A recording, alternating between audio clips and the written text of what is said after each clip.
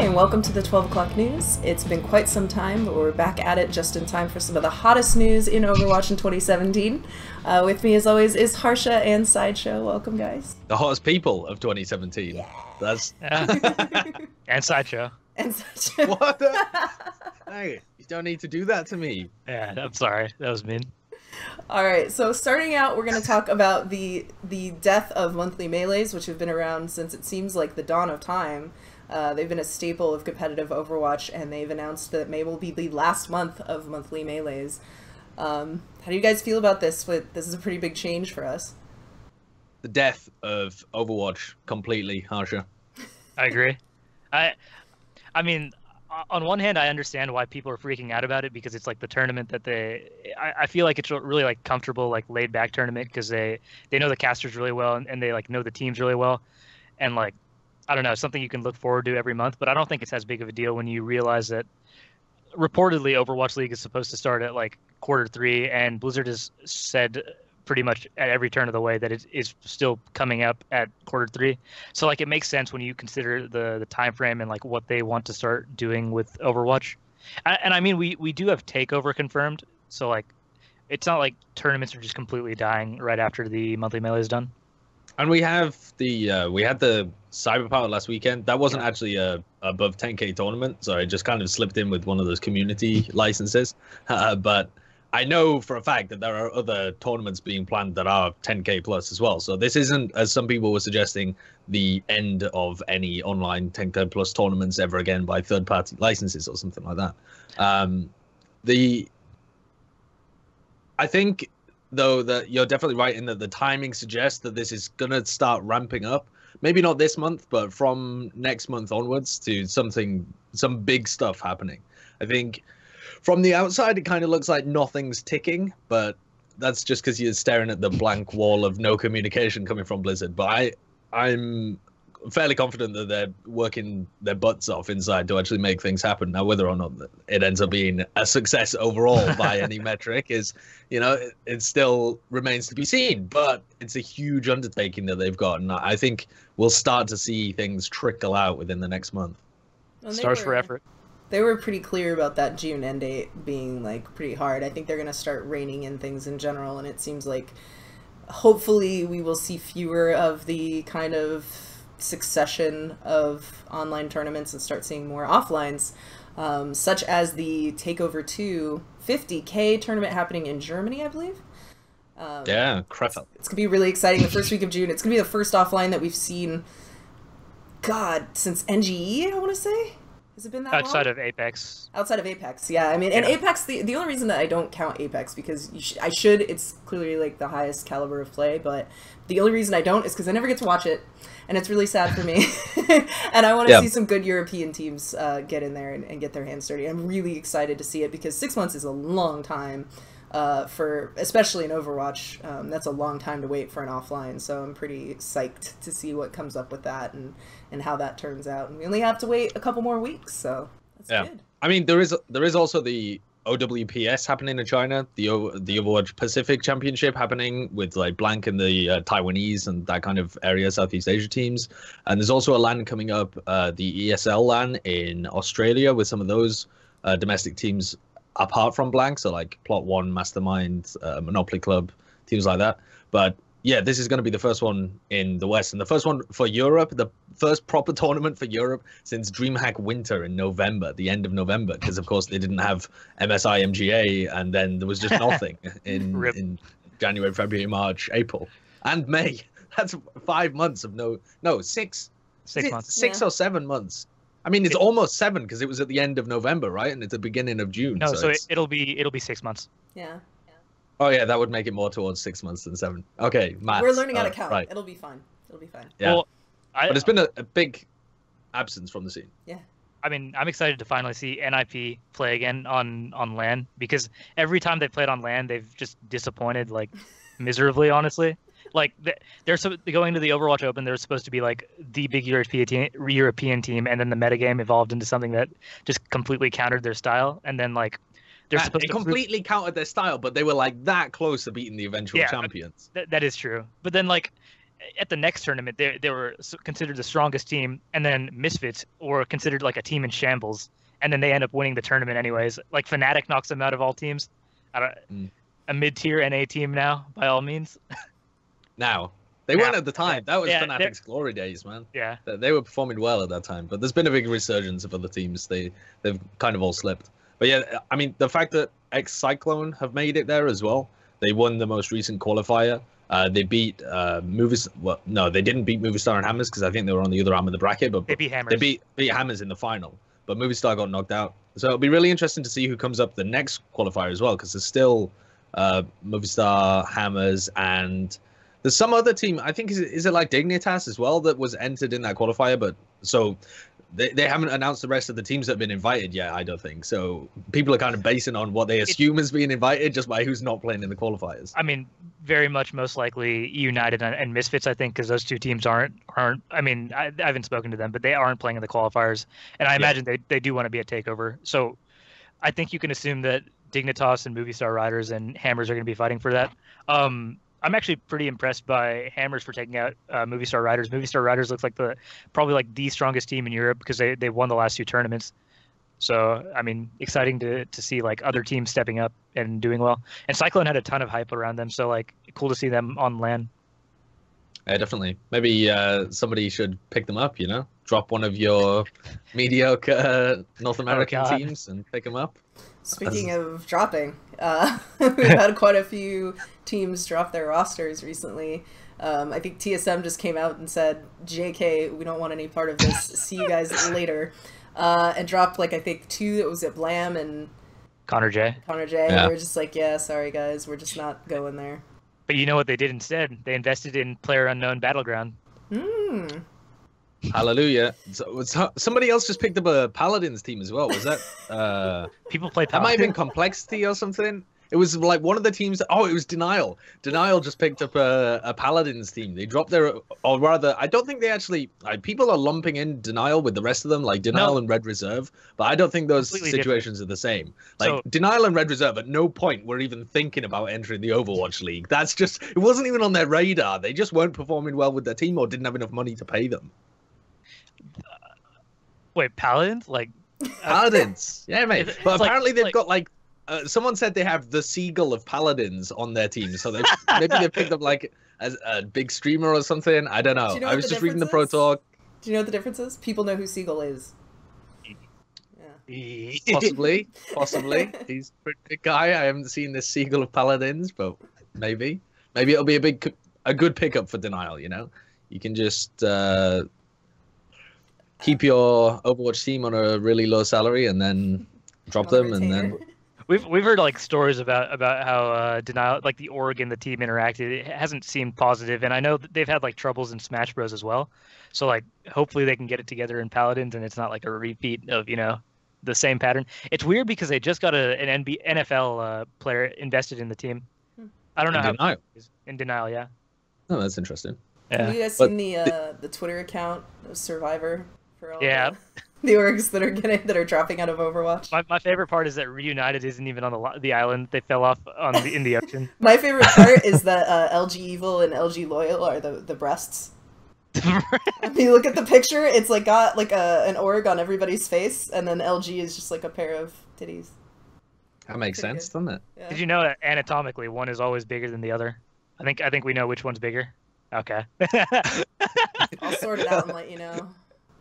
So the other two teams, also the same day, Complexity and Splyce released their rosters. It wasn't that big of a surprise, I think, from Complexity since Harblue left.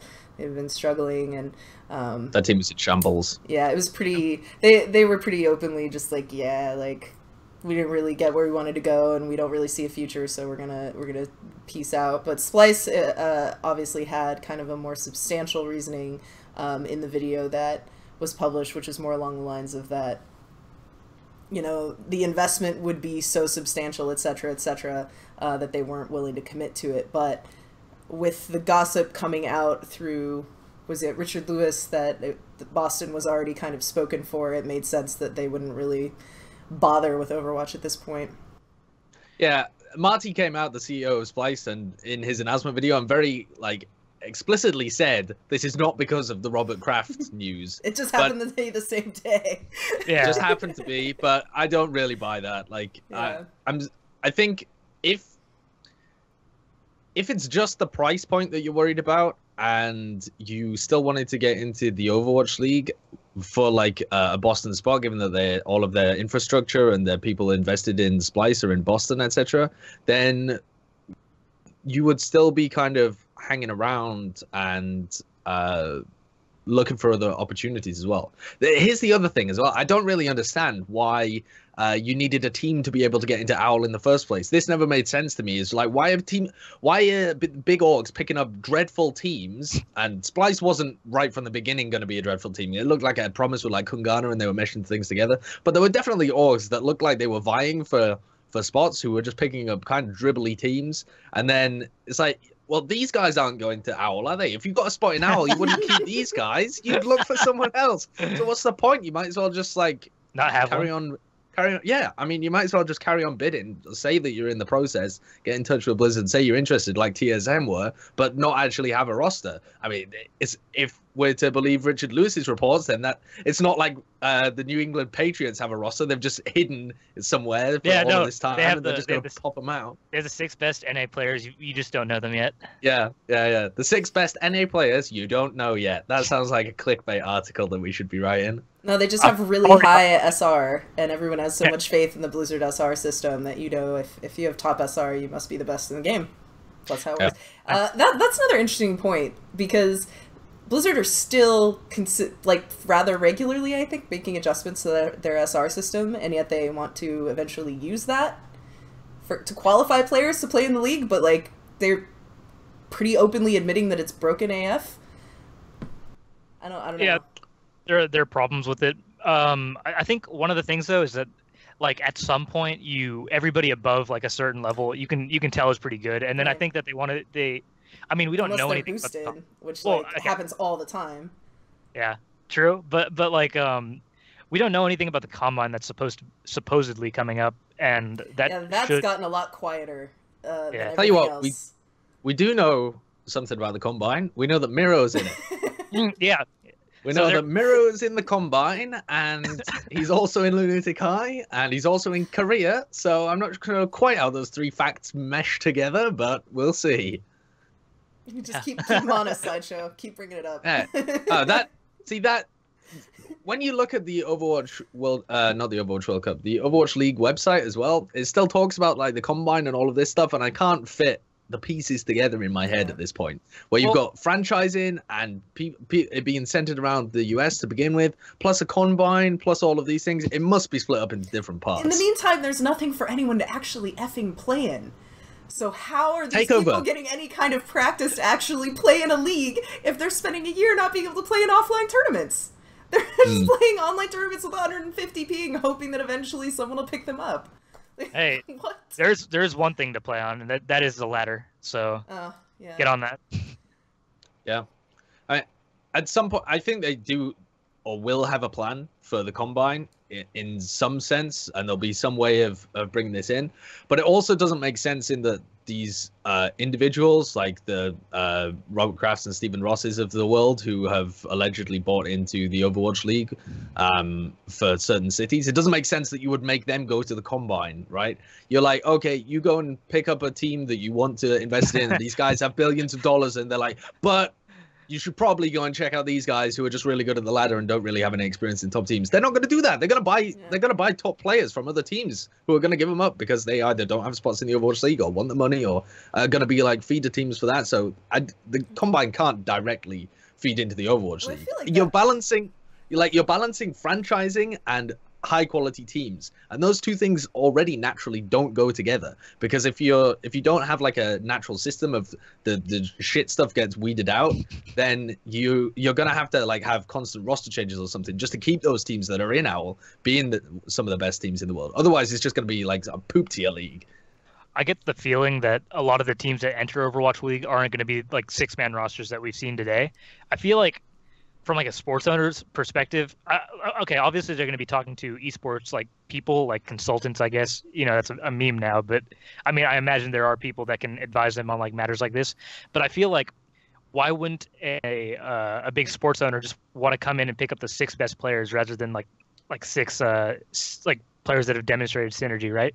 Because I don't know, that's the way it works in sports. They want to get the big name free agents. They don't want to get they don't want to get like an existing team and just buy it out, right? Well, presumably there's got to be some sort of like restriction like they do in other sports. I'm gonna bring this up again because I know we argued about this before, but no, other there needs to be a salary cap. There's a salary cap, and they would have to, because there just simply is not enough. Like, as much as they've said, what was it, like 75,000 pros? Okay, yeah. Apparently, right. Well, that just isn't true. So there's that. Later on, but keeping in mind, out of that, there's maybe like 50 players that you would consider like actually good out of the 75,000. So how are you going to layer them out throughout an entire league? Like, come on. If they're actually going to make it be a full league and not just like the 2 teams that have actually said they're going to be competing in it, like, you're going to have a salary cap. There's no other way around it. I agree. They actually amended that statement, by the way, and they said, "Oh, we misspoke. We meant that there are 30 million players worldwide." Just a completely different fact. I don't really buy that, but yeah, I do agree that there needs to be a salary cap of some kind, because what's to stop these guys from like just bidding like these incredibly like just huge like dumb salaries? But why? Why is that a problem? Well, because why do you put it this way? You could feasibly get the 6 best players, and there's nothing stopping you, and you just have to. What? I don't think that makes sense. Why? There's going to be multiple people trying to do the same stuff. And even if you do get the 6 best players, there's no guarantee that you're actually going to have a good team. Like, even if you could, for like, theoretically. But put it this way. What? Then there's no problem.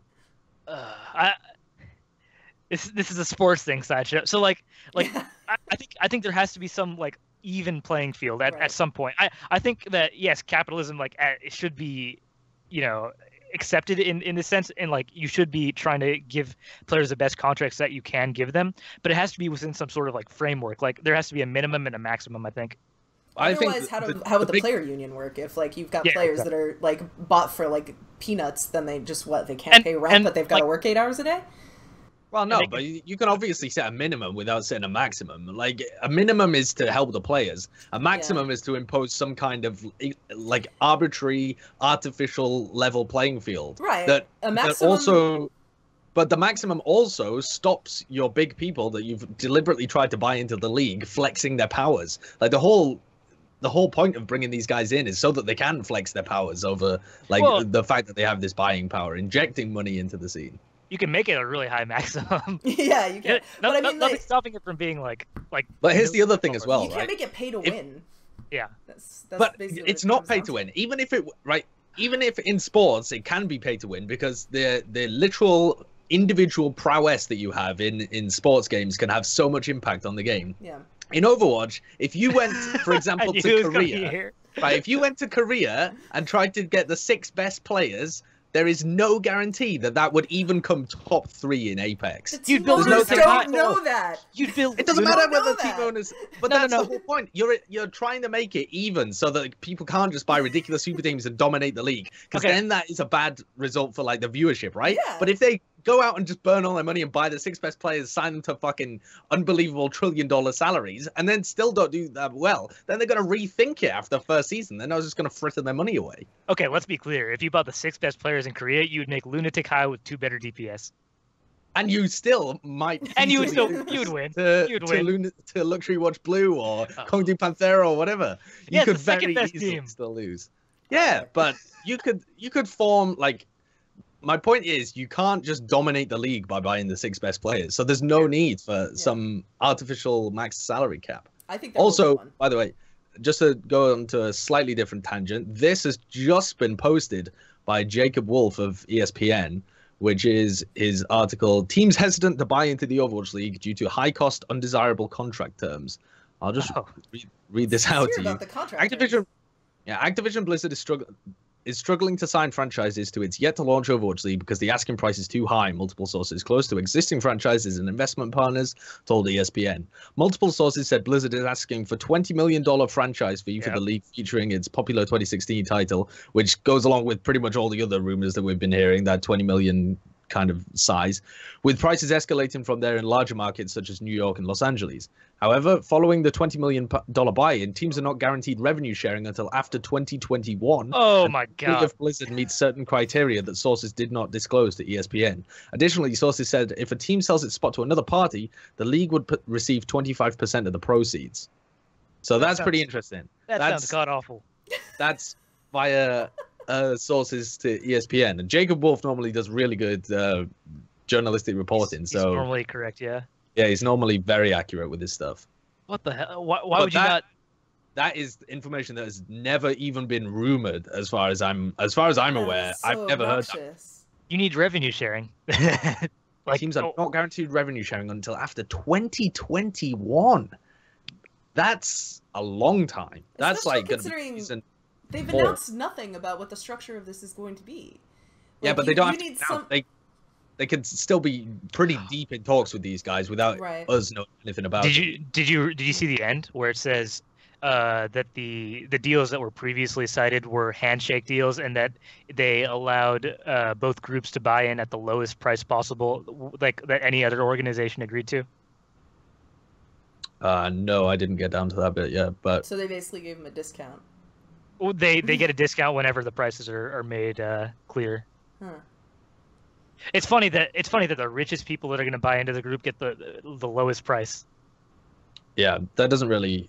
I mean, the fact that it was originally said that it was a bidding process, and Monty discussed this in a couple of things, that eventually, if people aren't willing to pay for it, the market's going to sort itself out, and it's going to go down to a level that people actually find it reasonable to pay for. But if we're to believe these reports, which have been in a few different places at the moment and by some pretty respected journalists, then it's not a bidding process. I think to call it a bidding process is actually quite disingenuous if this is correct, because a bidding process signifies that it would go down if nobody actually wanted it. But it seems to be like pricing out other people without actually having the people that wanted to buy the slots, which is really strange.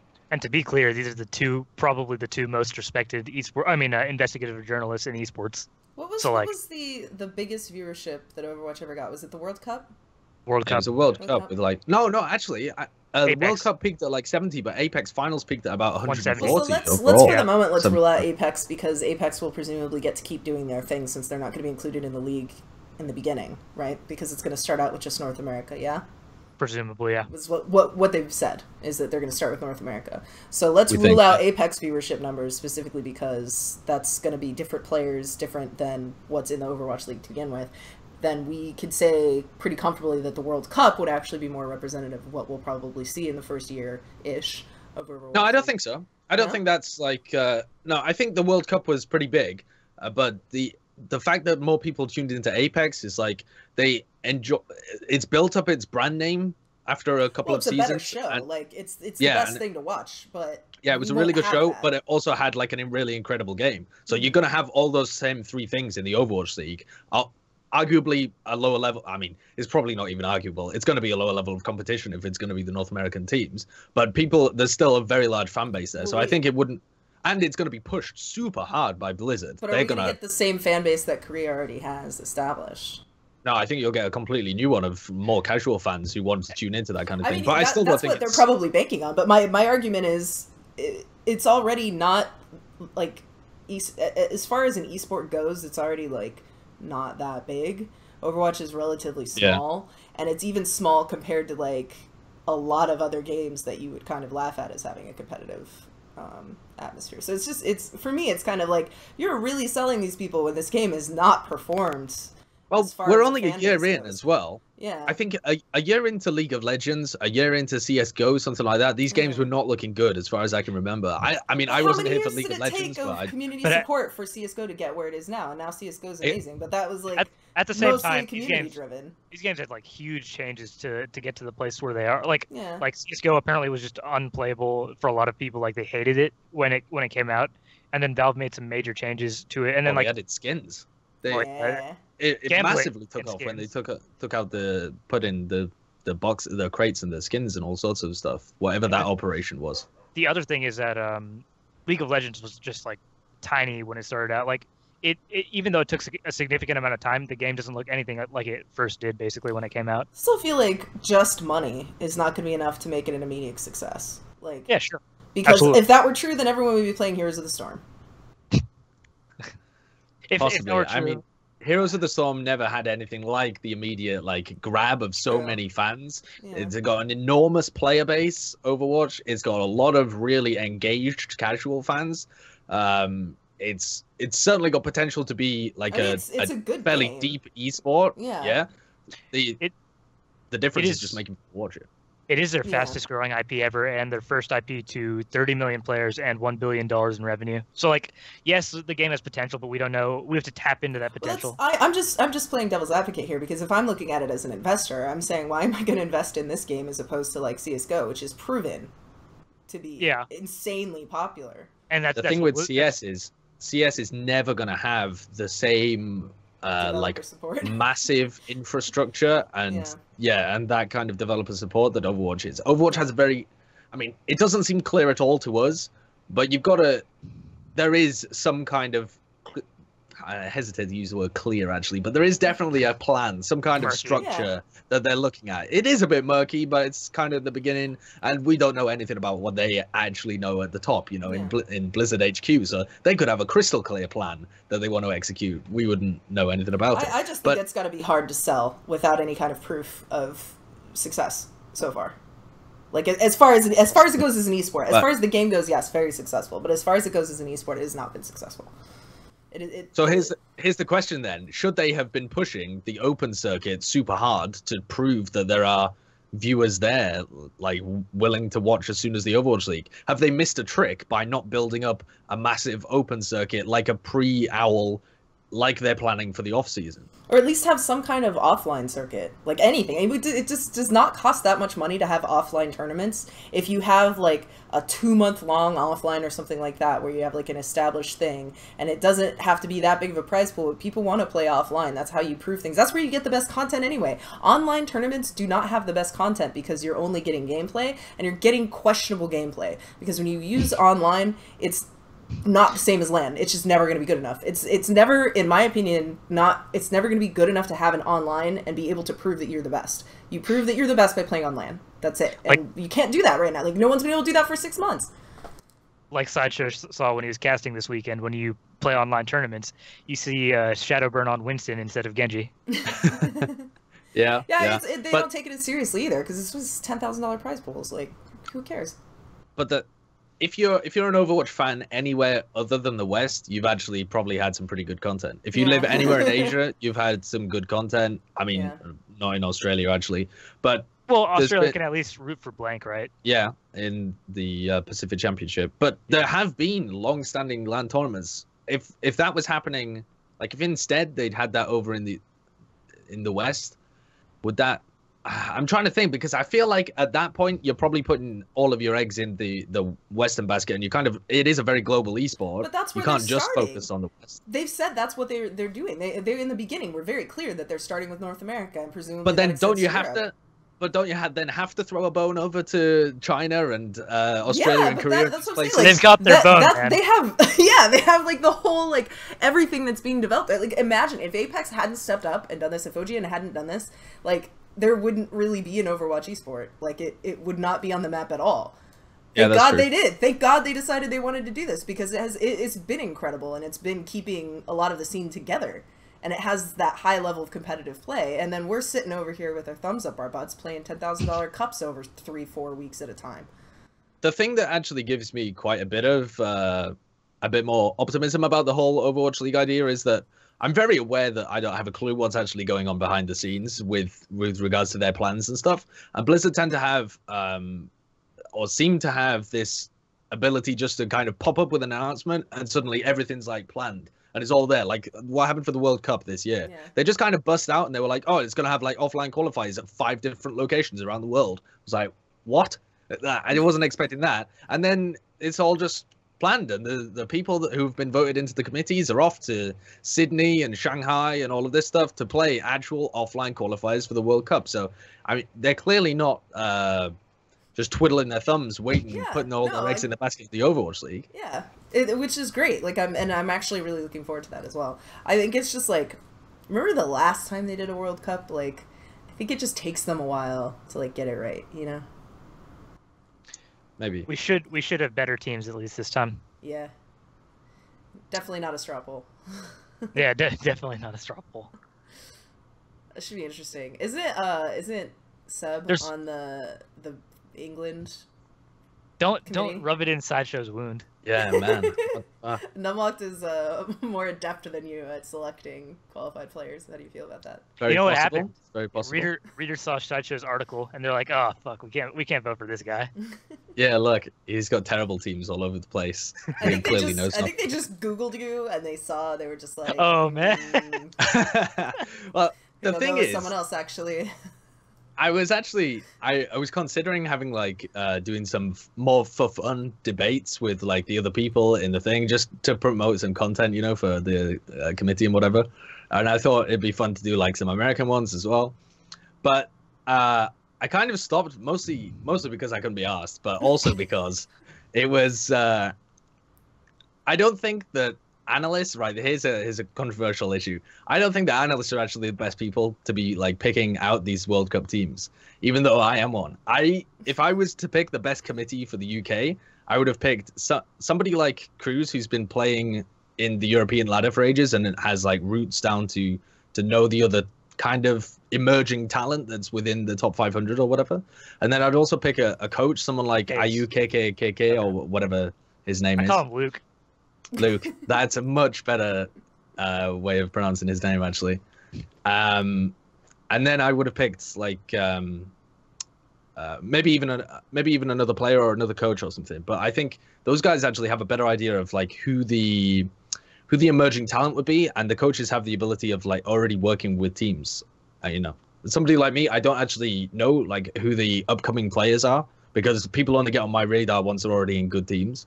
And I also don't work directly with teams in like a coaching capacity or something. Now, I'm well aware that most of the coaches didn't actually work with coaches before they joined the team and just said that they could do it. So I'm sure it wouldn't be that much of a bother. But, you know, I'm reasonably confident in the players, people like Cruz or Kai over for the USA constructing good teams. I'm really excited to see what happens to Sweden, because they have IDDQD and then they have Tavik and Zebo. And Tavik and Zebo have made their stance very clear. They want a full Misfits lineup, but knowing IDDQD, he definitely wants to be on this lineup. He wants to make he wants to make his own super team. So I'm really curious to see what they end up doing. I assume he just gets outvoted 2-1. 2-1. Or if IDDQD was playing it beautifully, what he does is he just goes, yeah, Tvig, Zebasai, you guys go on. And then he talks to Blizzard and he's like, I need some 2 new committee members, mate. No, because that's what happens now. Because exactly. if you want to be on the team, you have to step down from the committee. Well, you don't have to. Apparently, you can, like, Blizzard do it on a case-by-case basis. But if IDDQD is just like, honestly, I'm just swamped by this committee work, mate. I really need 2 extra people. And just drafts 2 in that are, like, perfectly on tune with him. And then he's like, Zebasai, Tvig, get out the team. It didn't work. Your trial's over. And just the coup of a century. Listen, this Mendo Kasai coup thing that's going on Reddit, that's nothing compared to this. This is the IDDQ coup. The IDDQ. That's a really bad joke. I don't know why I'm laughing at it. You should have said Cootie. IDDQD. That would have been better. That's right. That's a missed opportunity. It is. These are some really disappointing puns, boys. Well, I think the last thing that we haven't talked about yet is Blizzard's combination, absorption, whatever it was, with MLG, who will now be running the entirety of Overwatch Esports, it seems. I mean, it's not just... galloping shock, considering they bought this company 2 years ago, roughly, around the time that they were announcing Overwatch. I mean, like, I thought this was always going to be the case. I didn't realize it was like a secret, but apparently people were calling it a big deal. I don't know. MLG and Blizzard have always been, you know, like, together. Like, they've been associated with each other for like what, 2 years? You said they bought them out 2 years ago. So like MLG was about to go under. They were struggling financially, like significantly, and so Activision bought them out and replaced some people at the top, I think, to deal with the gross mismanagement issue, and then have said nothing about it for 2 years, thinking people would just forget that they acquired Major League Gaming. And I think that must have come up when MLG Vegas happened. But I didn't really hear much about it. But obviously, like, they own MLG, but it was just kind of like another event. That doesn't necessarily mean, though, that they'll just kind of contract everything out to MLG, or it'll all have the same MLG feel. Because I imagine the people who are actually running it at the top are still going to be heavily like Blizzard people rather than MLG people. I think is probably how they'll do it. Well, they're just like using all the resources of MLG and all the infrastructure that they have. It sounds like it, based off of the way that they worded some of the statements. It does sound like they're basically transplanting people out of Blizzard and into MLG. Because they said they're forming a new department or something like that. So it's probably just going to be like people from MLG that were actually good at their job and people at Blizzard that are actually good at their job, and they get together and they do something really cool that we'll find out about in another 2 years. Woo! Possibly. The end of this year, man. I know you don't have faith, but Bobby Kotick literally just did an interview with Yahoo where he said, "The end of this year, we are extremely pleased to be able and looking forward to releasing the Overwatch League at the end of this year." It's coming, Sammy. It's coming. I know. No, so I did not ever doubt that the league would happen. I'm 100% the league would happen. But when the World Cup came out, I was like, oh, this is what's supposed to tide us over until Overwatch League, because they are not ready. They are nowhere near ready. If they only have 2 handshake deals, they're not ready to run a league yet. Well, that seems to be true. I mean, I'm not going to argue with you there. If they've only got 2 investors, it does seem like a little... I feel like even they're going to be scrambling that was for a kind of sad. Like they shouldn't have announced it because it just well, makes they it look didn't. Kind of It got leaked. Oh yeah, it got leaked. It got leaked and reported. Can I make so a really makes it brief? Kind of sad that they only have 2 people interested. I'd like to take a really brief tangent and talk about how Sideshow says Yahoo instead of Yahoo. That's just an American pronunciation. Yahoo. That's Yahoo. I've said that word Yahoo. in my life. I don't know, man. Yahoo. It's Yahoo. Let's make fun of the way he says aluminum now. Aluminium. That's literally how it's supposed to be pronounced. Honestly, I can't believe I'm not being baited by this. It's unbelievable. There's no I. There's literally an I when you spell it the proper way. There is an I, the same as any other. Literally the same as any other element in the periodic table. They end in not in just Yeah, give me some of that gallium. No, it's gallium. Oxygenium. What the fuck are you talking about? Nitrogenium. Obviously, some of them are not the same. Like hydrogen and the helium and stuff don't end with ium, but so many of them do. Yttrium, terbium, Einsteinium, europium. You're looking at a periodic table right now. I'm not. These are the only weird ones I can remember, but there's loads, man. This is helium, even. You don't call it helium. Gaming content, boys. Yeah. I'm captivated. Unbelievable. Anyway. Ganging up on me with American accents. I wasn't ganging up on you at all. I have to say it that way when I go to England, or I get bullied. Exactly. That's how it should be. Chips. Chips. Yeah. Crisps. Crisps. Pants. Crisps. Oh, that's backwards. Shit. It does say crisps, though. You do have better crisps in England. They're just better. Call them chips. Better. You're back in America now. Never can tell. We don't call them crisps, Ian. I think that's pretty much it as far as the show goes. Yeah, we call them chips, though, not French fries, either. So before we end the episode, I'm very curious to hear everyone's because I've been pretty open about my opinion. I think World Cup's going to happen, then we'll get something about the league. I think it's buying time while they get everything together for the league, and we don't know if Desperation will reach a level where they actually do let orgs in, but it seems like orgs are starting to read the writing on the wall, and they don't really care about maintaining their contracts enough to wait for them to get bought out, which makes sense, because if you have to wait another 6 months for that contract to get bought out, that's a lot of money that you're paying people for doing basically nothing, because there won't be any tournaments for them to play in. So, that being said, that's my opinion on what's kind of going on. What do each of you think about, what is the rest of 2017 going to look like based on what we know now? I think within the next month, things will start appearing more and more in terms of the groundwork that they're going to be laying. Stuff like more information on what the Combine is for, because I don't think the Combine is actually going to be related to the Overwatch League. I think there's something else going on there. Yep. So I think there's going to be some kind of announcement about that, some kind of pre-Owl stuff that happens, the preseason, a build-up that's going to be announced fairly shortly, kind of running at the same time as the group stage of the World Cup as well. And then, I mean, the big thing for me is if nobody's interested in buying at the prices that these two people have reportedly bought in at. It's lower. And then yeah, there's gonna be something weird happening there. Like they're gonna have to lower it, but then it's probably still gonna be too high for most organizations to get in at.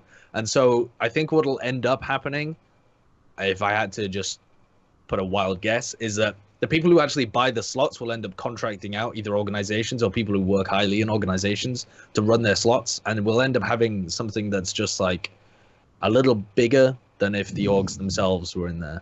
That's assuming it works. I pretty much echo all of that exactly, and I do think that I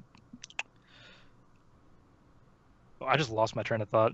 We'll just say that I agree with that. Choo choo. I haven't been train of thought proven leaving the wrong station. yet. So I'm gonna stick with my prediction because I haven't been proven wrong yet. And if I do get proven wrong, then you know. I'll just blame it on being a woman. Go ahead. I need to return to my old prediction of having the Overwatch World Cup is going to be the All-Star break. That's still my prediction. I feel like that would be reasonable if it weren't like for such a long period of time, because it seems to be. I think it'll be like a 4-month league, something pretty short. I think maybe just for this year. That's my guess, because they have a lot of time to fill while they're kind of figuring stuff out. So I think this is just filler. All filler, no killer. Okay, we good. All right. Well, it's been a fun episode. We will be back next week. We'll see if anything else burns down in the meantime. Like my shed. Yeah, Sideshow shed. Very flammable. It's made 100% of wood, so definitely could burn down, especially if I have another day like this where it's really warm. Wooden computer. Good combo. See you next week.